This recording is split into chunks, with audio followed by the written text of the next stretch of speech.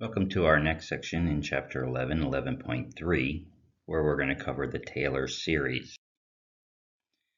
In the preceding section, we saw that a power series represents a function on its interval of convergence, that specific limited interval. This section explores the opposite question. Given a function, what is its power series representation? So now instead of having a series and trying to figure out the function, we're going to go the other way around. We've already made significant progress in answering this question because we know how Taylor polynomials are used to approximate functions. We now extend Taylor polynomials to produce power series called Taylor series that provide series representations for these functions. So as we've seen before, suppose a function has derivatives up to the kth degree of a for all orders at the point a. If we write the nth order tailored polynomial for f centered at a and allow n to increase indefinitely, a power series is obtained. C sub 0 plus C sub 1 times x minus a plus C sub 2 times x minus a squared, etc., which is the Taylor polynomial of order n. This equals the summation from 0 to infinity of C sub k times x minus a to the power of k. As we saw before in the preceding section, the coefficients of the Taylor polynomial are given by the kth derivative of a over k factorial for k equals 0, 1, 2, etc. These coefficients are also the coefficients of the power series, which is called the Taylor series for f centered at a. It's the natural extension of the set of Taylor polynomials for f at a. The special case of Taylor series centered at 0 is called the Maclaurin series. And here on the right you see Colin Maclaurin, which is a Scottish mathematician who described them, giving credit to Taylor in a textbook in 1742. This leads us to the definition of the Taylor-Maclaurin series for a function. Suppose the function f has derivatives of all orders on an interval centered at the point a. The Taylor series for f centered at a is f of a plus f prime of a, which is the first derivative, times x minus a, plus the second derivative of a over 2 factorial x minus a to the power of 2, plus the third derivative of a over 3 factorial x minus a cubed, etc., which leads us to the series, the summation from 0 to k of the kth derivative of a over k factorial, as k goes from 0 to infinity, of x minus a to the power of k. And as we saw on the previous slide, a Taylor series centered at 0 is called a Maclaurin series. For the Taylor series to be useful, and this is the practical part, we need to know two things: the values of x for which this Taylor series converges, and the value of x for which the Taylor series for f equals the original function f. So let's look at our first example, Maclaurin series and convergence. Find the Maclaurin series, which is the Taylor series centered at 0, for the following functions, and then find the interval of convergence. I put the formula here for the Taylor series centered at a, so of course the Maclaurin series is just that a equals 0, so we're looking at the kth derivative of f of 0 over k factorial times x to the power of k for the Maclaurin series. Okay. So for many of these, the first step is to find the derivatives, right? To find the series of derivatives. So if we look at, here's the formula for the Maclaurin series. I didn't realize I put it in there as well, but it's good to have this in your mind and keep seeing that again and again. So let's take the derivatives of cosine at 0. So the first derivative, well, first of all, f of 0 is 1. The first derivative of cosine is negative sine. Sine at 0 is 0, so we get 0. The second derivative, so we have the derivative of negative sine is negative cosine. cosine at 0 is 1, so negative cosine at 0 is negative 1. Again, we slip back into sine. Sine is 0 at 0, and then we get back to positive cosine where we started, and at 0 is equal to 1. So again, we're seeing a kind of a pattern here. And what do you notice about this pattern? 1, well, the first derivative is 0, the second derivative is negative 1, the third derivative is 0, the fourth derivative is 1. So notice that the odd derivatives are 0. Okay, so for odd values of k, the whole function is going to equal 0 because we're going to have 0 in the numerator, excuse me. Because the odd order derivatives are 0 when k is odd, we simply use the even order derivatives, and so we have c of 0 equals f of 0, right? We don't have a 0 derivative, so that first term is just the functional value at a, which is 0, which gives us the 1. When k equals 2, we get negative 1, when k equals 2, negative 1 over 2 factorial. When k equals 4, we get positive 1 over 4 factorial. When k equals 6, we're now repeating again back at this first derivative, the second derivative, excuse me, and so we get negative 1 over 6 factorial. Now, so we know that the odd terms are not included, so we have to figure out a way to adjust the Maclaurin series, the k value, so that we're only getting the even numbers. The k equals 0 and then 2, 4, 6. So this is really simple. It's simply 2k instead of k. So we're going to substitute in 2k for wherever we had k.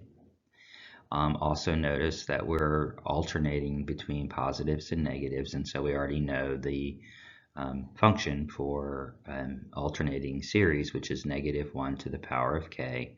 And so we get the Maclaurin series, negative 1 to the k over 2k factorial x to the 2k. Again, notice what we've done here is change the k to 2k in every spot because the odds were equal to 0, and so we can exclude them. And so now we have a complete Taylor series or a Maclaurin series for this function f of x equals cosine of x. Okay.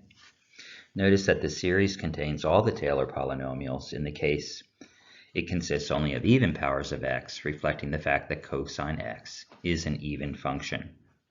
So now we have to figure out the interval of convergence, and we did this in the last section. And so what we want to do is use the ratio test where we have k plus 1, a to the k plus 1, over a to the k, and the limit as k goes to infinity. Here we see the ratio test right here. So we get negative k to the k plus 1, x to the 2k plus 1, all over 2k plus 1. You can see that here. I've said that, but I should have said it as negative 1 to the k plus 1, x to the 2 times the quantity of k plus 1, right? Because we're substituting in k plus 1 for k, so it's 2 times that quantity, etc. over 2k plus 1 factorial, all over the original Maclaurin series, okay? When we simplify this, we get x squared over 2k plus 1 times 2k plus 2, all right, as k goes to infinity. So we have a power of x over infinity times infinity, or infinity squared. And remember, any power of x over infinity is equal to 0 as as the denominator goes to infinity. Okay. So remember, with the ratio test, if r is less than 1 for all x, then the Maclaurin series converges absolutely for all x, which implies, by the theorem we saw in the last chapter, 1019, that the series converges for all x, and so we conclude conclude the interval of convergence is all x, or negative infinity to infinity. Okay. We've been looking at the next problem in a lot of different examples, 1 over 1 minus x, or the next function I should say. So again, we're going to want to take our derivatives and see what's happening with our derivatives. Again, a is equal to 0, so we have f of 0 equals 1. 1 over 1 minus 0 is 1 over 1, which is 1. This is also can be written as f of x equals 1 minus x to the negative 1 power, and then we can see what's happening as we take each derivative. The first derivative is 1 over 1 minus x squared. So we get, and plug in 0, we still get 1. So this is 1 minus x to the negative 2. So then we get negative 2 times 1 minus x to the negative 3 times the integral inside, which is negative 1. So we get 2 over 1 minus x cubed.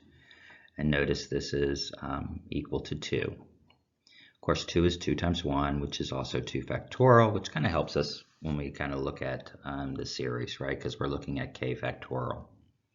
Okay? And this is when k equals 2.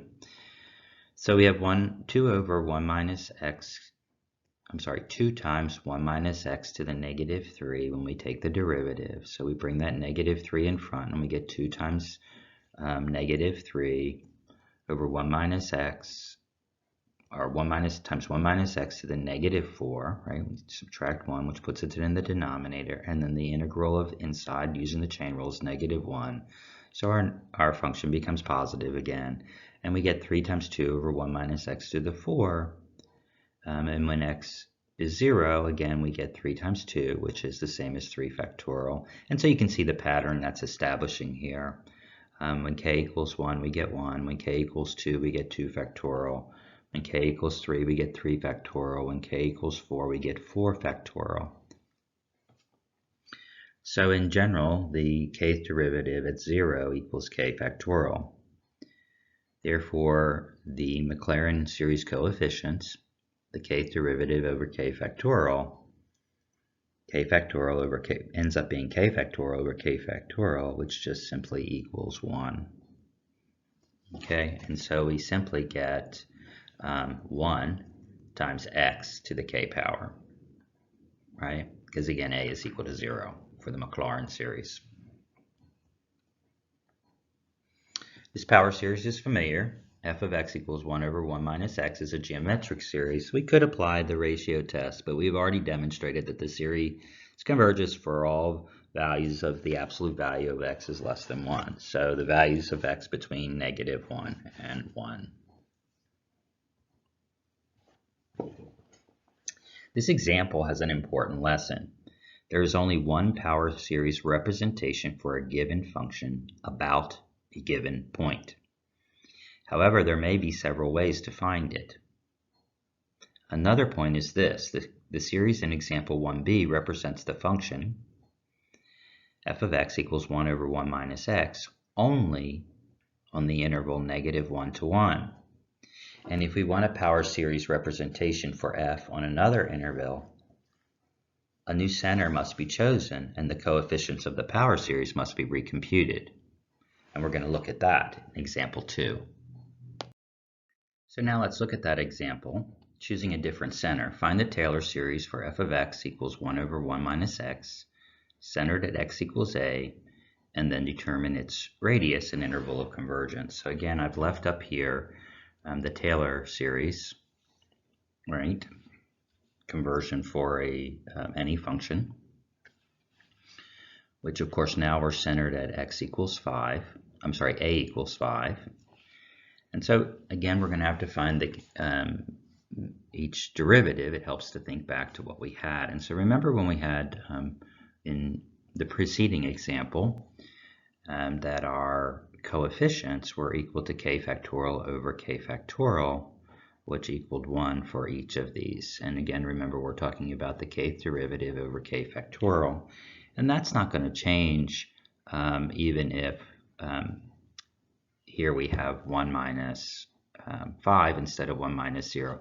Not completely anyway. So let's look at that pattern. And so we still have k factorial over k factorial, but now instead of 1 minus 0, which is 1, we get 1 minus 5 to the increased power of 1, which is what we have for a negative exponent, right? Okay, so our coefficients are negative 1. I'm sorry, that gives us negative 4 to the k plus 1.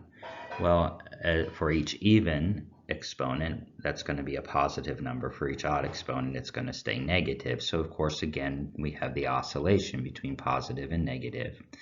So we can write the denominator as 4 to the k plus 1, and then have the oscillation effect function that we know of, negative 1 to the k plus 1. So this gives us our coefficients for the series, negative 1 to the k plus 1 over 4 to the k plus 1, and then, of course, times our x minus a to the k power, which in this case is x minus 5 to the k power.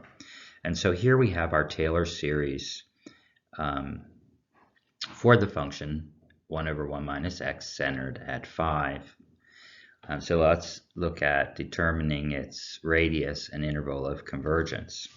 If we apply the ratio test, a to the k plus 1 over a to the k, notice that all of the k factors disappear.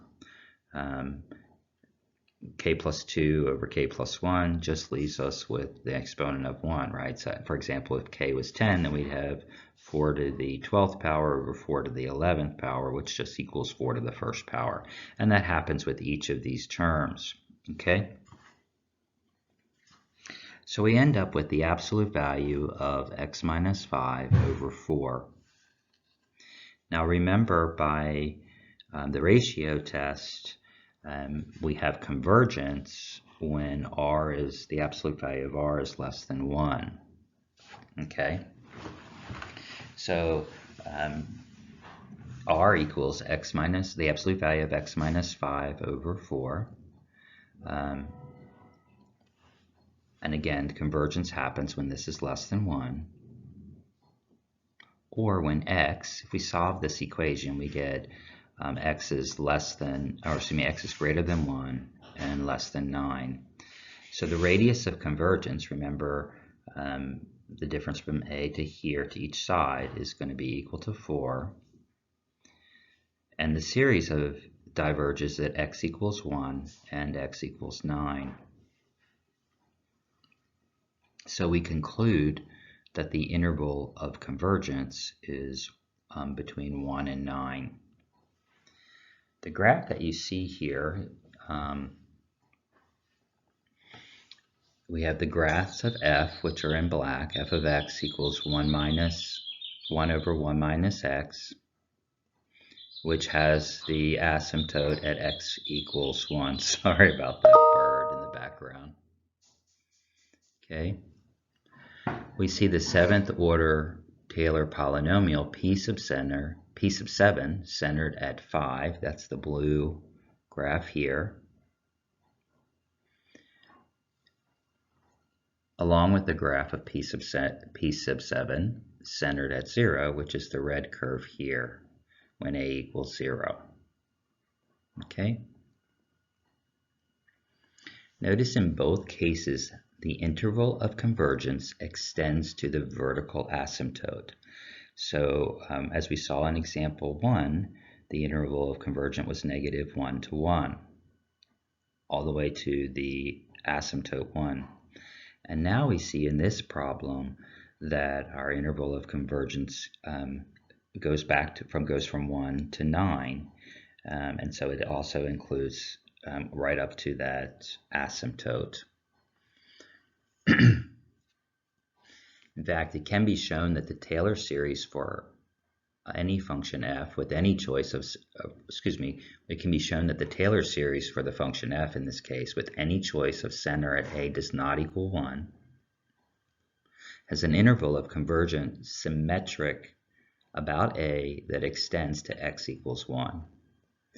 Weirdly, this says that the Taylor series for f, this function f, knows the discontinuity of the original function f. It's quite interesting. So let's look at example 3, a center other than 0. And this is asking you to find the first 4 non-zero terms of the Taylor series for f of x equals the cube root of x centered at 8. So by now you should be able to do this. I've left the Taylor series kind of general formula up here. Remember, this first part is the c sub k, the coefficients for each k, and then of course x minus a to the k. And if it's centered at 8, then a equals 8. So hit pause and try to do this problem. This is probably one of the easiest we've seen in a while. So obviously, the first thing we have to do is figure out the coefficient. So we need the first 4 derivatives. We need the first value. The derivative at 0, of course, is just the function value. So we need the first function value at 8, and then the first 3 derivatives. Okay? So f of 8 is 2. The first derivative is 1/3 x to the negative 2/3. Remember that a root can be rewritten as a power, where the root is the denominator and any power on the inside is the numerator of the exponent. So we can rewrite f of x as x to the 1/3, which helps us with the other 3 derivatives. The first term is just f of a, which is f of 8, which is the cube root of 8, which is 2. And then we get 1/3 x to the negative 2/3, which is 1/3 times the cube root of 8 raised to the power of 2, and that gives us 1/12. Then we get negative 2/3 times 1/3 is negative 2/9 x to the 5/3 for our second derivative. And when we plug in 8, again, this is the cube root on the bottom of 8, which is 2, raised to the power of 5, and then times 9. And of course, we have a factor of 2 in the numerator, and this ends up being negative 1/144. I'm not going to go through the arithmetic. You should be able to figure that out. And you should be in Calculus 2, this idea of changing a radical into an exponent should be basic knowledge for you now. Finally, the last derivative gives us 5/346. These were simple derivatives.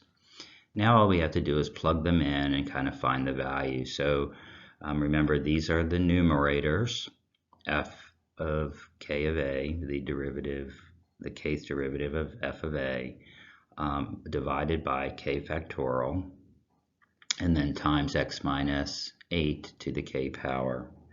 So that just leaves us to plug these in. You can see them here, f of 8, then 1/12 times x minus a, plus 1/2 factorial, negative 1/144. This is the 1/k factorial. This is our c sub k, x minus 8 squared, etc.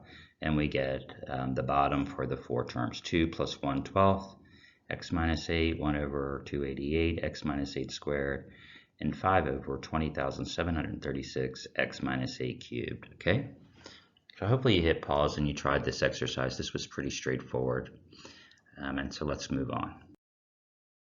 Now let's look at the next problem, example 4, manipulating the Maclaurin series. Again, this one's pretty straightforward. So I'd like to suggest you try this. Now these are Maclaurin series, so a is equal to 0 in these. So hit pause and try this. First, find the series for f of x equals e to the x, then find its interval of convergence, and then use the Maclaurin series from part A to find the Maclaurin series for the functions x to the 4th e to the x, e to the negative 2x, and e to the negative x squared. So again, hit pause and try this problem on your own. Since the derivative of e to the x is simply e to the x, and since we're doing it at 0, e to the x, or e to the 0, is equal to 1 for all those values, then the numerator on all of the coefficients is 1, and so we're just left with 1/k factorial for each value, and then times x minus a squared. Well, the first one is just, remember the first term is always just f of a, and so f of 0 gives us 1. And then we get when k is 1, again we have x minus 0, so all the terms are just x to the k, so this is x to the first power over 1 factorial, x to the 2 factor over 2 factorial, etc., which gives us a formula of x to the k over k factorial. So now that we have the Maclaurin series, let's try to find its, for e to the x, let's try to find its interval of convergence using the ratio test. So we get x to the k plus 1 over k plus 1 factorial over x to the k over k factorial as k goes to infinity. When we simplify this, again, we're left with x in the numerator and k plus 1 in the denominator, and as k goes to infinity, we have k over infinity, or excuse me, x over infinity, which of course is 0. And because the ratio test says if r, which is what we're calculating here, the ratio of convergence, which equals 0, is less than 1, then the interval of convergence is all values of x. The last part of this is to find the Maclaurin series for products, or if we change the exponent. And so remember that power series may be added, multiplied by powers of x, or composed with functions on their intervals of convergence. Okay? So the Maclaurin series x to the fourth e to the x is x to the fourth times the Maclaurin series of e to the x. And so as we saw here, when we multiply x to the k times x to the fourth, this just changed the numerator, because when we multiply the same base with exponents, we add the exponents. This just changes the denominator to x to the k plus 4, because we're multiplying by x to the fourth. And so we can see the first 4 terms here as we saw here. So again, we're just going to have x to the fifth, x to the fourth, x to the fifth, x to the sixth, 2 plus 4 is 6, etc. Now on the second function, we have kind of a composite function. This is f of x, and so if f of x is e to the x, then e to the negative 2x would be f of negative 2x. So this is kind of a composite function. And so now wherever we have x, we would replace it with negative 2x. And so from the original Maclaurin series, we have negative 2x to the k, which is the same thing as negative 1 to the k, right? This is how we look at alternating series, and we try not to have negative exponents, because we know that when the exponent is odd, it'll be negative. When the exponent is even, it'll be odd. And so we do this to better define the function overall. And so we get negative 1 to the k, 2x to the k, all over k factorial, where you can then find a number of the terms, each one, right? When k equals 0, when k equals 1, when k equals 2. I'm not going to walk through those steps. You should be able to do them. And just as we had done with this part, e to the negative 2x, notice we have e to the negative x squared, which is f of x squared using our original function. Okay, so again, we have the same kind of thing where wherever we had an x, we are now going to replace it with negative x squared, of course, and then as we just saw in the last problem, so we have negative 1 to the k, x squared to the k, which is x to the 2k. When you raise a power to a power, you multiply exponents. Again, some math I expect you to know, and then you can again find a number of the first terms, and that's a good practice for you to go through, even though I'm not going to walk through those steps. Because the interval of convergence for the original function is negative infinity to infinity, the manipulations used to obtain the series do not change the interval of convergence. However, if you're in doubt about the interval of convergence of a new series, you can always apply the ratio test. Hey folks, we have another long lecture today. It's an hour long, so we're right about the midpoint and a good breaking time between concepts. So again, I suggest you either hit pause and take a break for a good amount of time, or you just stop the video and come back tomorrow.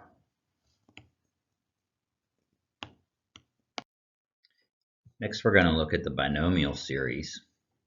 We know from algebra that if p is a positive integer, then 1 plus x raised to the power of p is a polynomial of degree p.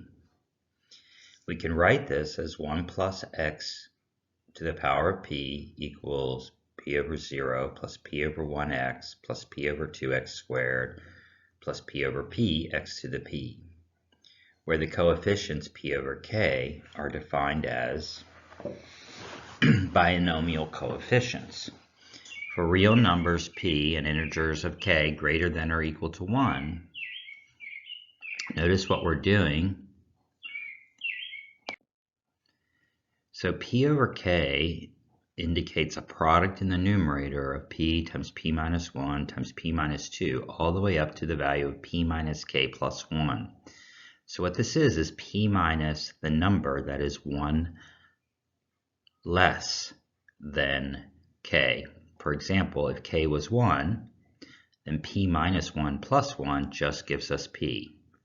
So you would just have p for the first factor. If k is 2, then p minus 2 plus 1 is p minus 1. So you'd have p times p minus 1 for k. So the number of multipliers in the numerator is just 1 less than k. Okay? It's a little bit confusing notation. And also note that p over 0 is always equal to 1. So let's look at an example.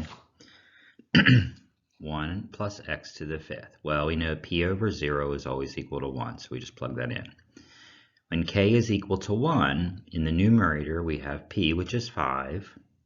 P minus 1 plus 1 is just p, so we just have 5. So we have 5 over 1 factorial, which is 5 times x. When p equals 2, so p minus 2 plus 1 is just p minus 1. So we have 5 times 5 minus 1, which is, I just went blank, sorry. 5 times 5 minus 1 is 4, all over 2 factorial. So we have 20 in the numerator over 2, which gives us 10, or 10x squared. Let's do one more here. When k is 3, p minus 3 plus 1 is p minus 2. So we have 5 times 5 minus 1, which is 4. So 5 times 4 is 20. Times 5 minus 2 is 3. 3 times 20 is 60. 3 factorial is 3 times 2, so that's 6. 60 over 6 gives us another 10. Okay? And that's x cubed. So hopefully you can see how to do that. Again, all the factors in the numerator are going to be 1 less than k. So if k is 3, we have p times p minus 1 times p minus 2 over 3 times 2 times 1. All right?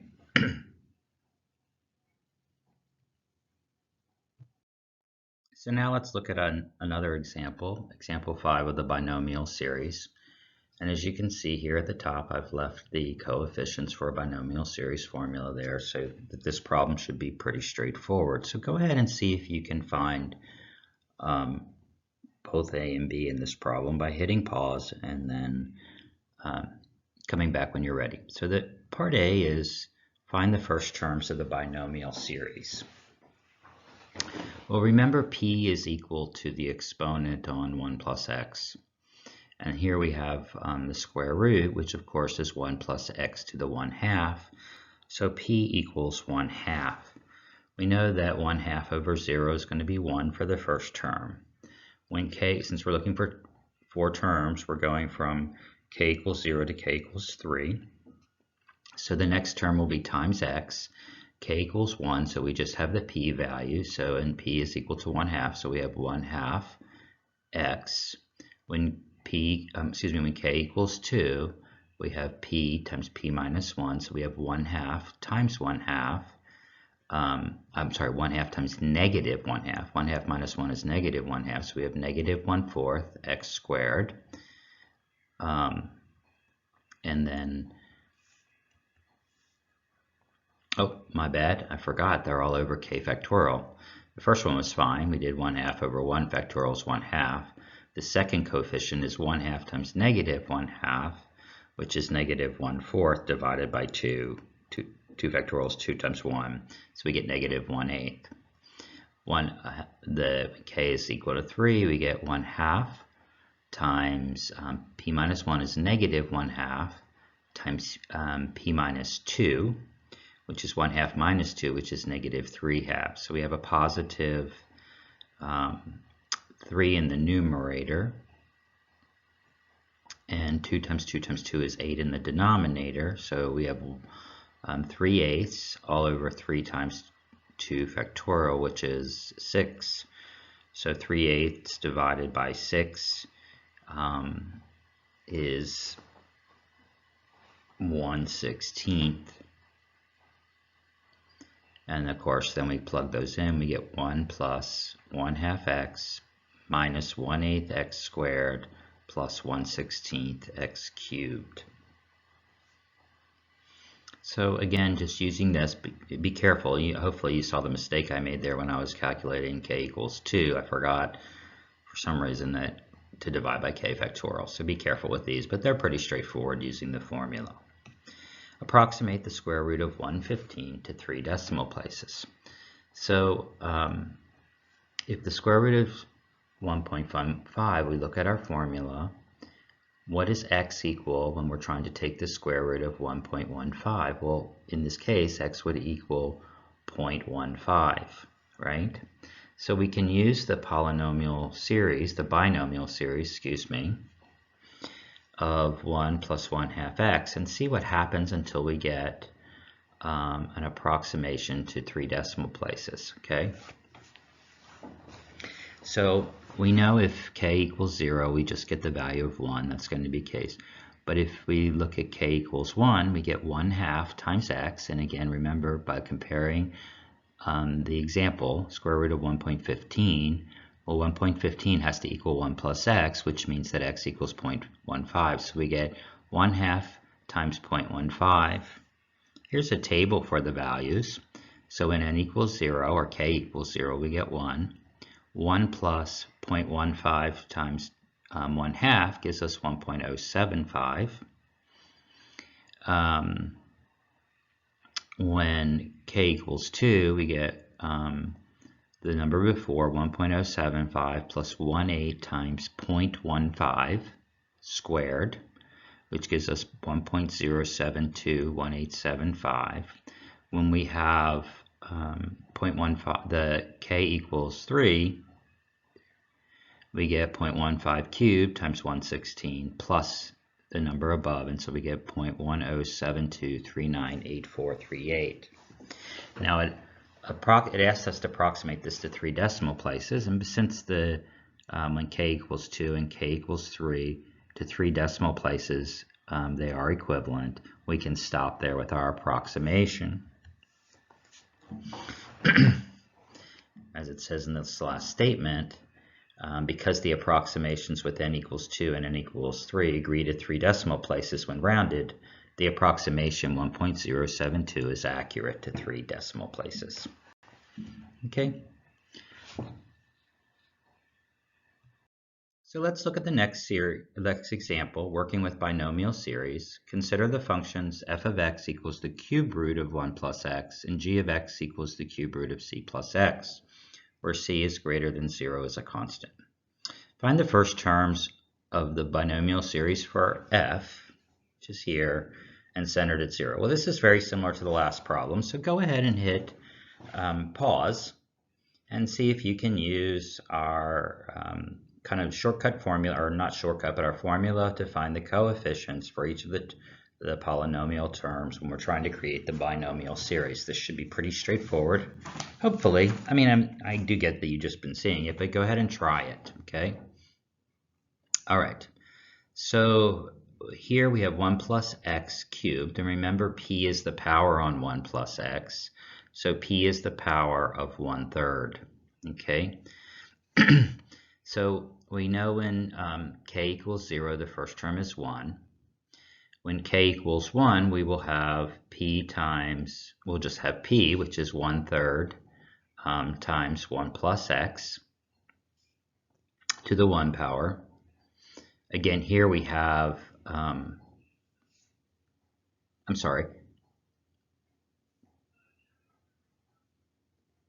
it's centered at 0, so it won't be times 1 plus x. It'll be 1/3, which is p, over 1 factorial, so 1/3 x to the power of 1. When k equals 2, we will have p minus 2 plus 1 is p minus 1, so we'll have these first two factors in the numerator. P, which is 1/3, times 1/3 minus 1, so 1/3 times negative 2/3 is negative 2/9 over 2. Divided by 2 is the same as multiplying by 1/2, so we'll have negative 9/4 x to the power of 2. And when k equals 3,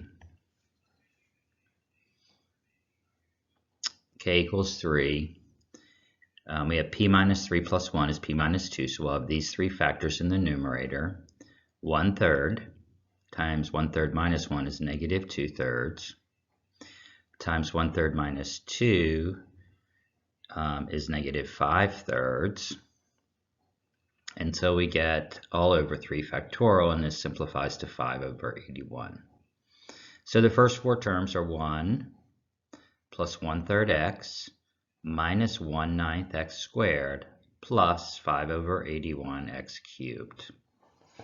All right. So B is a little more complicated, but it takes just some critical thinking to kind of figure this out, right?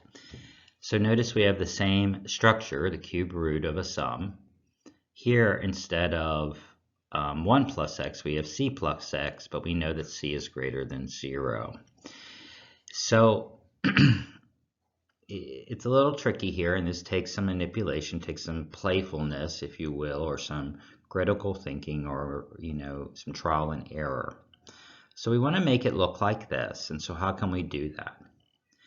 Well, notice if we factor out a c from inside the radical, the first term becomes 1, and the x term becomes x over c. So we get c inside the cube root, c times 1 plus x over c. Well, we can separate the product of c times 1 plus x over c. We can separate the factors into the cube root of c times the cube root of 1 plus x over c.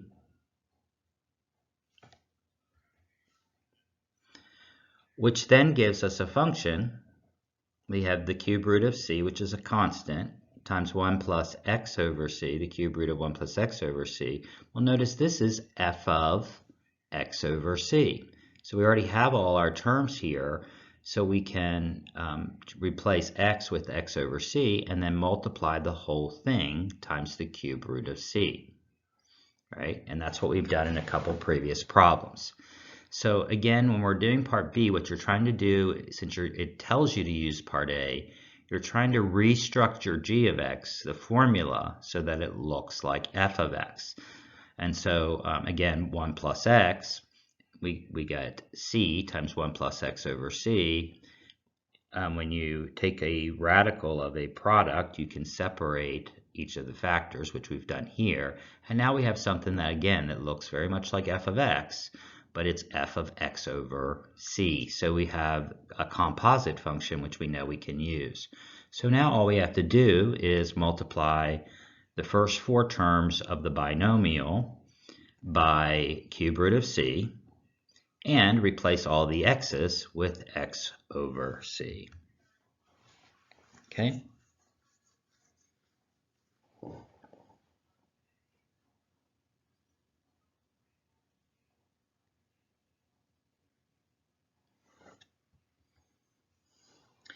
It can be shown that the series for f in part A converges to f of x for values of x, absolute values of x less than or equal to 1. Therefore, for the series of f of x over c converges to f of x over c provided that x over c is less than or equal to 1, or equivalently for x is less than or equal to c. Okay? And that's, you can also do the ratio test, etc., but within that interval of convergence, they have to be consistent. So I didn't mean to do that. Shit. All right. For this last part, I didn't mean to pull that up yet. Sorry to curse as well. Use part B to approximate the cube root of 23. Let's just look at that It goes all the way up to, I didn't realize that, 24, 31, etc.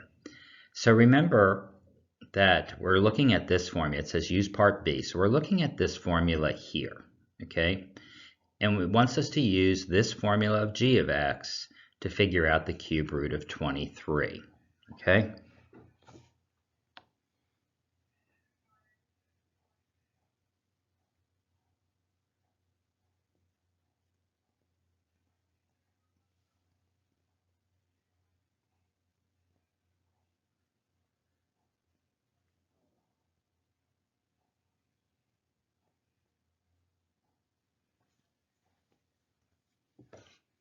Great. So when I first reviewed this problem, I was thinking that the square root of, or excuse me, the cube root of 29 was the first example, but it's not. So there's a series here that they want to use part B, which is the cube root of c times these four terms of x over c, etc. These five terms, I should say. So they used 29. And why did they use 29? Okay. So why did they pick the example in the middle of their problem to approximate instead? Well, when we look at this, we're looking for the cube root of c times all of these. And so, it's a good idea to find a simple cube root of c. A value of c whose cube root turns out to be an integer value. So we want c to be an integer, and we want the cube root of c to be an integer. Well, 1 cubed is 1. That doesn't really work so well. 2 cubed is 8, and 3 cubed is 27, which is right in the range of these numbers, okay? So I think they picked, I really don't know why they picked 29, honestly. We could have picked any of these. But if we make c equal to 27, which is 3 cubed, then the cube root of it is 3, and that makes that easy for calculation, right? Now remember, we're using g of x for this calculation. So for any of the values inside of the bracket, we're going to use 27 for c. And then we're going to figure out what x is, knowing that c plus x has to equal this number. So they use 29, so if c is 27, then x has to be 2. If we go to this first value, the cube root of 23x, if c is 27, then x has to be negative 4. And we can still use this formula to calculate an approximation, okay? So let's go through the steps for approximating. This is the example here, the cube root of 29. And again, the only reason that we picked that is because we look at this formula, and let's figure out an integer value of c, whose cube root is also an integer value. And it's close to the number of series that we have here. Remember, we always want to pick a relatively close to the value of that center, okay? So again, when we plug in the values, we get the cube root of 27 times 1 plus 1/3 over, for the cube root of 29, it would be 2 over 27 minus 1/9 over 2 over 27 squared plus 5/81 over 2 over 27 cubed. And we can see we get an approximation there, 3.0723. I'm going to walk through the one for 23. Remember, if c plus x is 23 and c is 27, then x has to be negative 4. So we have the cube root of 27, which is just 3, times 1 plus 1/3 negative 4 over 27, minus 1/9 negative 4 over 27 squared, plus 5 over 81 negative 4 over 27 cubed. Okay, so you could do all of those and practice this as well. The absolute error, as we know, is the difference between the approximation and the value given by a calculator, or the actual value. And notice that the errors increase as we move away from 27. We have one more thing to look at in this series, and it seems like this is saying that maybe we should think the story of Taylor series is over, but there's a technical point that is easily overlooked. Given that a function, we know how to write its Taylor series centered at a point A, and we know how to find its interval of convergence. We still do not know that the series actually converges to the actual functional value f. The remaining task is to determine when the Taylor series for f actually converges to the functional values for f on its interval of conversion. Fortunately, the necessary tools have been presented in Taylor's theorem, which was in section 11.1, which gives the remainder for Taylor polynomials.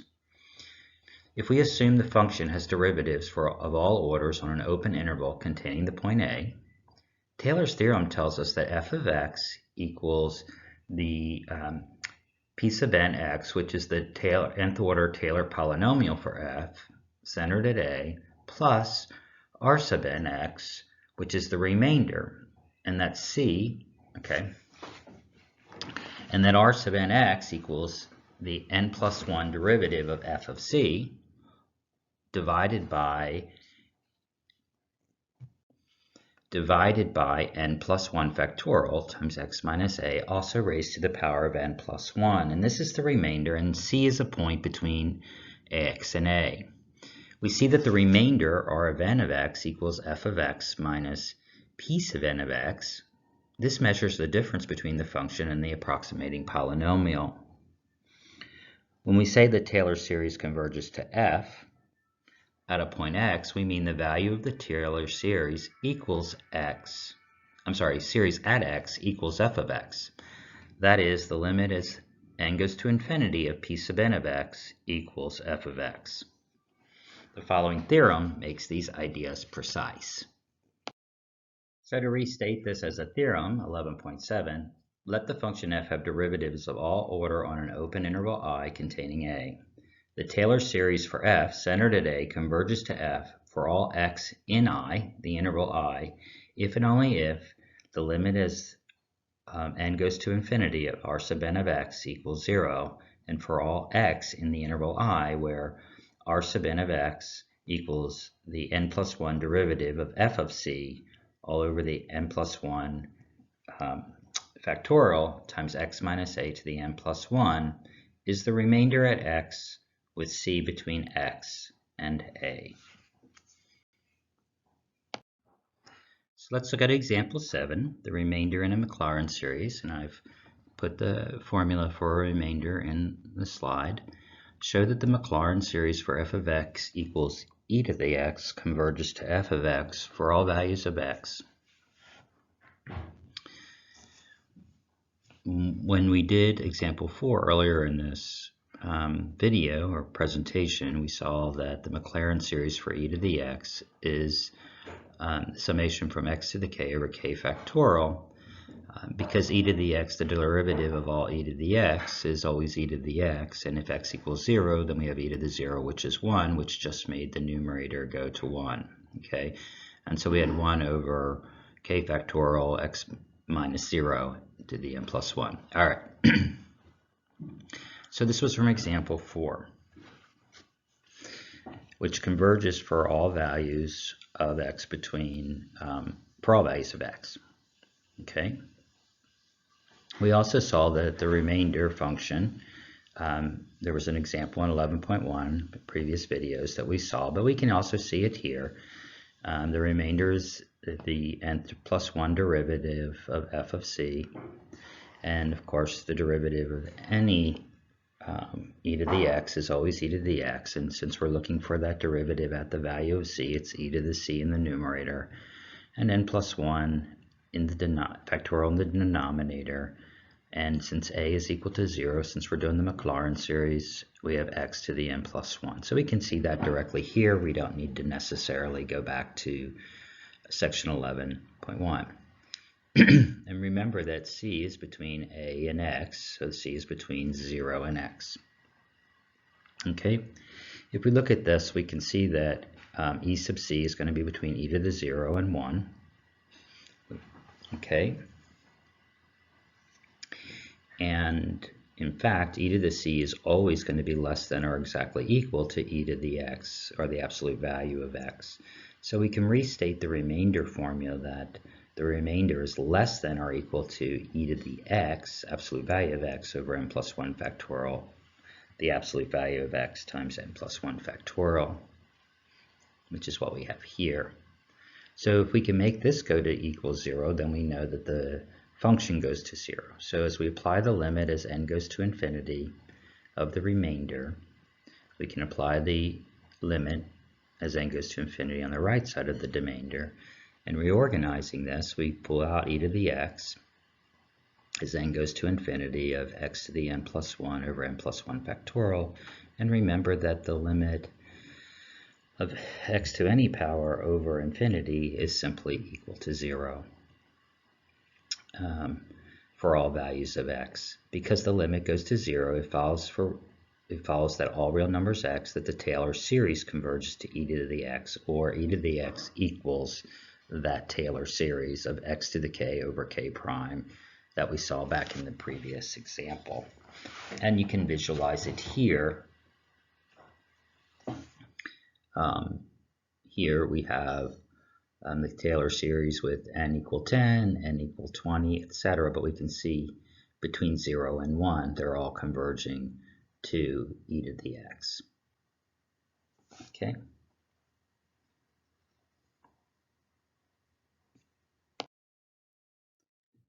So our final example is example 8, the Maclaurin series conversion for cosine x. Show that the Maclaurin series for cosine x, 1 minus x squared over 2 factorial plus x to the 4th over 4 factorial minus x to the 6th over 6 factorial, which equals the summation of negative 1 to the k power x to the 2k over cosine 2k.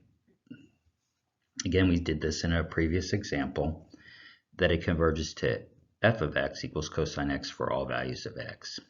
Okay. Again, we know that in order to show that it converges, we have to show that the limit as n goes to infinity of the remainder equals 0 for all values of x.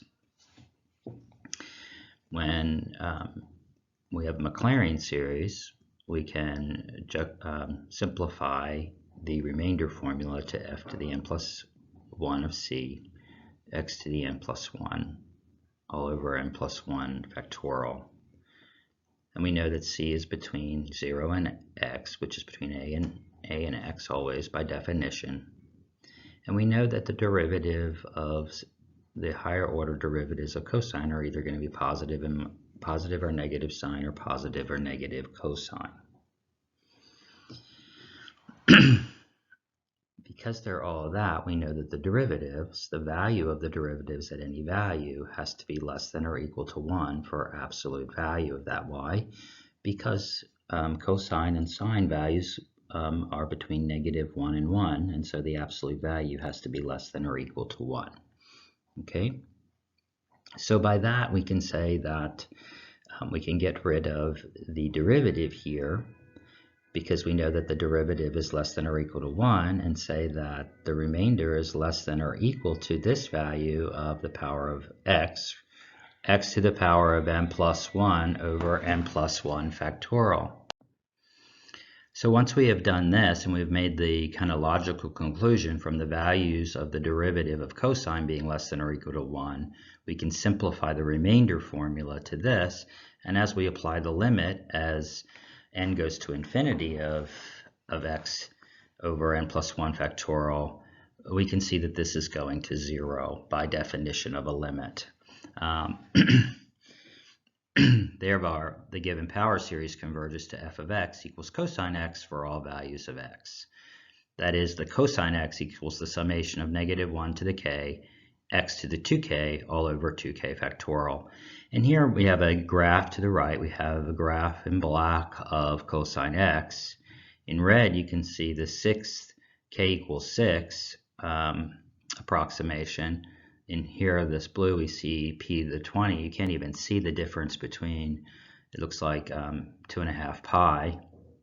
And here at p to the 40, it extends even further out. So the higher the value of n, the longer the value, the value of the Taylor polynomial is equal to the original function. So as n goes to infinity, we can see that it's going to be equal for the whole series, the original function.